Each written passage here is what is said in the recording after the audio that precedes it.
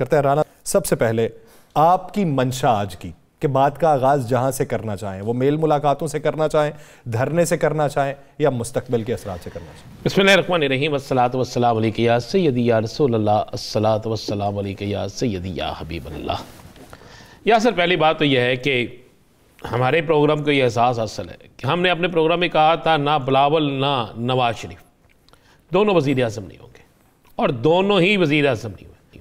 यहाँ तक कि अखबारात में इश्तिहार छप गया वज़ीर आज़म नवाज शरीफ का, यहाँ तक कि मियाँ साहब ने विक्ट्री स्पीच कर दी, यहाँ तक कि मियाँ साहब को लंदन से लेकर लाहौर तक हर वो सहूलत दी गई जो देनी चाहिए थी। देनी चाहिए थी? हाँ जी, इसलिए कि जब किसी को आप लेकर आते हैं ना बतौर वज़ीर आज़म बनाने के लिए, फिर ये सारी सहूलतें देना पड़ती हैं। लेकिन इन तमाम चीज़ों के बावजूद भी, इन तमाम हालात के बावजूद भी पाकिस्तान की तारीख में पहली बार अवाम ने अपना फैसला दिया, और ऐसा फैसला दिया। यासर, मैं आज आपको एक बात बताता हूं। लाहौर की एक ऐसी फैमिली है जो बेड से नीचे उतरे तो उसको जूता भी उनके मेहमान उसके मुलाजम पहनाते हैं, रात को सोने से पहले उनके गर्म पानी में पाँव भी उनके मुलाजम धोते हैं। मैंने उस फैमिली को इलेक्शन डे पर उनकी दो बेटियां, दो बेटे, मियाँ बीवी खुद सुबह पोलिंग शुरू होने से पहले 3 मुख्तलिफ स्टेशन पर, पोलिंग स्टेशन पर हाथ में इस तरह इंतहाबी निशानों की एक पकड़ के, वो चार्ज होता है ना जो आम सा मिल जाता था किसके, वो पकड़ के खड़े थे लोगों को बताने के लिए कि जनाब आज़ाद उम्मीदवार का इंतहाबी निशान ये है और आपने इस तरीके से स्टैंप लगानी है।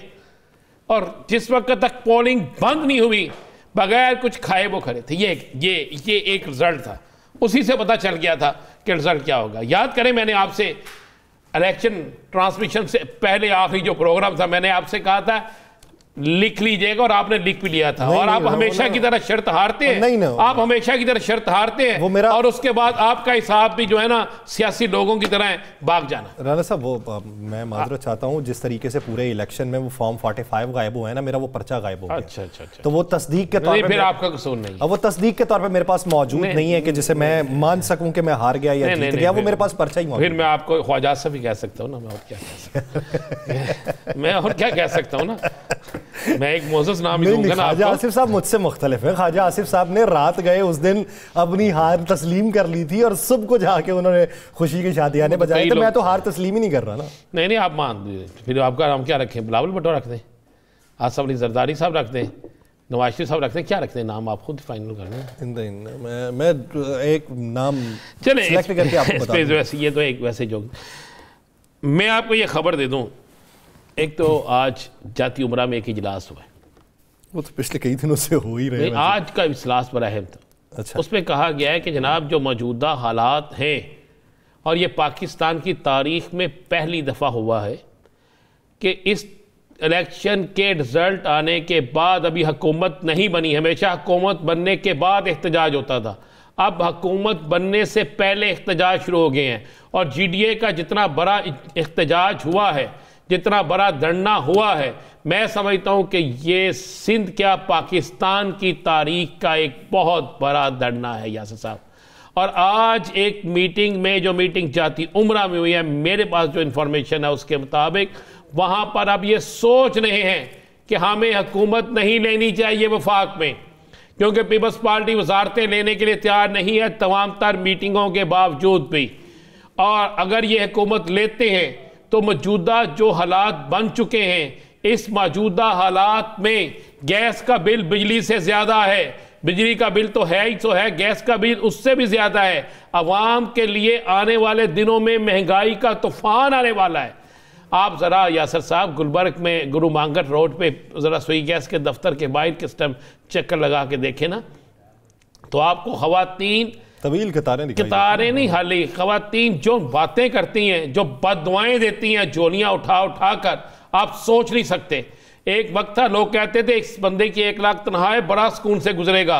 अब मुझे 3 लाख सैलरी वाले को एक पूरा महीना सुकून से गुजारते हुए दिखा दें, और जिनकी 25,000 है, 50,000 है, 45,000 है, 70,000 तनख्वाह है, वो किस तरह गुजारा करता होगा? यहाँ तो ये बिल बढ़ दे तो यार अब तो मैं इंतज़ार कर रहा हूँ, मैं तो खुदा की कसम दुआ कर रहा हूँ कि मियाँ साहब की हुकूमत बने, मुझे 4 रुपये की रोटी मिले, मुझे मुस्लिम लीग की हुकूमत बने, 4 रुपये की रोटी मिले, मुझे 10 रुपये में सब्ज़ी मिले, मुझे जनाब घी की कीमत वापस आ जाए, जनाब आटे की कीमत वापस आ जाए, जनाब हर चीज़ की कीमत वापस आ जाए, 1 करोड़ नौकरी मिल जाए। और अब तो यार सारे इकट्ठे हैं, 500 800 यूनिट फ्री मिल जाए। तरीके इस्तेकाम पाकिस्तान के 300 यूनिट मुस्लिम लीग नून के, और 200 यूनिट मुस्लिम लीग नून का सॉरी, और 300 यूनिट पीपल्स पार्टी के। मैं अंदाजा लगा ले 800 यूनिट मुझे फ्री मिल जाए यार, और मुझे और क्या चाहिए। और मियां साहब तो वजीर आजम के उम्मीदवार, और भाई उनके भाई सके हैं ना, यासर रशीद तो नहीं बन गया। एक तो आपके अंदर से ना वो निकलते नहीं ना, आपको नहीं मशीन लगाना उन्होंने, जितनी मर्जी आप कोशिश कर लें। मेरी बात सुने, मैं ये आपको मैंने छेड़ा नहीं है। हमारे नाजरीन अक्सर मुझे मैसेजेस करके या कमेंट्स के सेक्शन में वो ये कहते हैं कि आप राना साहब को छेड़ते रहते हैं। मैं जवाब उधर देता हूँ कि राना साहब के छेड़ जाने वाली उम्र रही नहीं है वैसे, तो ना ही मेरा कभी इस तरह का इरादा होता है कि मैं छेड़ूँ। मैं तो एक हकीकत बता रहा हूँ कि मियाँ साहब तो दस्तबरदार हो गए हैं वज़ीर आज़म। कौन कहता है? मरियम नवाज किसकी बेटी है? तो वैसे तो शहबाज शरीफ साहब भी भाई हैं, लेकिन मैं यही तो कहना चाह रहा हूँ, मीटिंगें किसकी हो रही हैं? तो यार ठीक है, खामोशी पड़ जाती है बंदे को, बंदा एक दफ़ा परेशान हो जाता है कि जब सारी तैयारी की हो, लाखों रुपए नहीं अरबों रुपए इश्तिहारात पे आपने खर्च कर दिए हो, जब आपको ये पता हो, प्रोटोकॉल आपके लग गए हो और नारे लगना शुरू हो जाए, सब कुछ हो जाए, और अचानक पता चले कि जनाब भाईजान है तो ताड़ी गलती हो गई थी, शेरवानी खरीदनी, लेकिन गल जरी है ना खराब हो गई थी। शेरवानी खरीदनी आप? मैं कह रहा हूँ नहीं, मुझे ज़रूरत ही नहीं है, मुझे ज़रूरत ही नहीं है, सस्ते दामों मिल जाए। नहीं नहीं नहीं नहीं, अब वो शेरवानी सुना है मैंने कि गुस्से में फाड़ दी गई है। अच्छा, हाँ, ना मैं पावांगा ना पान दिया। तो आप मुझे बताएं, इन हालात में यासर साहब, इन हालात में आपने किसको नहीं पता, चलें मुझे कोई दुनिया का एक बंदा बता दें जिसको इस बात का इल्म नहीं है कि कौन हारा है कौन जीता हुआ। कोई एक बंदा है ऐसा? कोई एक बंदा? गली के बच्चे से पूछे ना, बच्चे से, आप घर जाके बच्चे से पूछें कि क्या बात है। मैं आपको मजे वाली बात बताता हूँ, मैं जेन्युइन कह रहा हूँ। वो मेरी भतीजी है, अशरफ मजीद साहब की बेटी है, नौशे, छोटी सी है, बिल्कुल छोटी सी। तो मैंने पूछा, नौशे बेटा कौन जीता है?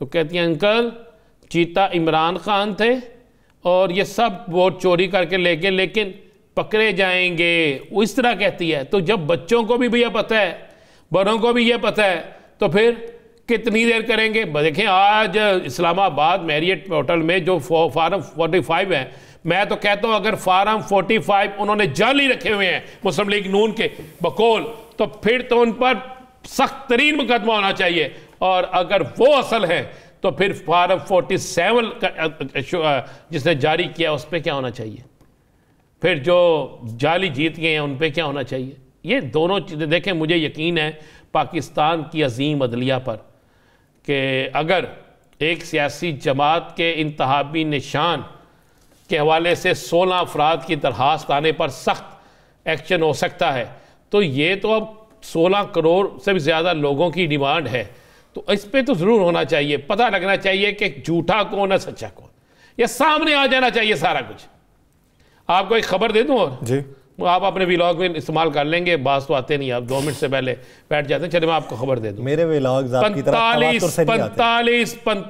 45 ऐसे प्रेजेंटिंग ऑफिसर के वीडियो बयान आ चुके हैं जो किसी भी स्टेज पर सामने आ जाएंगे, जो बता रहे हैं कि जनाब कितने वोट पड़े थे और उसके बाद हमारे साथ क्या हुआ। अच्छा राना साहब, ये जो तब्दील हुए हैं, यानी यार एक मुझे एक और तो बताएं, ये तब्दील हो कि उसको छोड़े वो यार, कभी ये फौरी तौर पर पहले लाहौर वाला मियाँ साहब के हल्के का आरओ तब्दील हो गया, तबीयत खराब हो गई ना। अब सुना है मानसेरे वाला भी कोई ऐसा हो गया। इतलात तो थी, कल से चल रही हैं ये खबर। हाँ, तो यार मुझे एक बात बताएं, ये आरओ बीमार हो जाते हैं सियासत, जहाँ पे वोट ज़्यादा पड़ जाए ना तो फिर गिनती में बीमार हो जाते हैं। अल्लाह भला करे, अल्लाह भला करे। यासर साहब आपके दिल पर छुरियां तो चलती होंगी ना, क्योंकि आपकी तो बड़ी तमन्ना थी, आपके बड़ी तमन्ना थी कि मियाँ साहब आपके वज़ीर आज़म बन जाएं, बड़ी खुशियाँ थी, एक शेरवानी उधर थी, एक शेरवानी आपके पास थी। लेकिन यार बात यह है कि वज़ीर आज़म बनो अवाम के,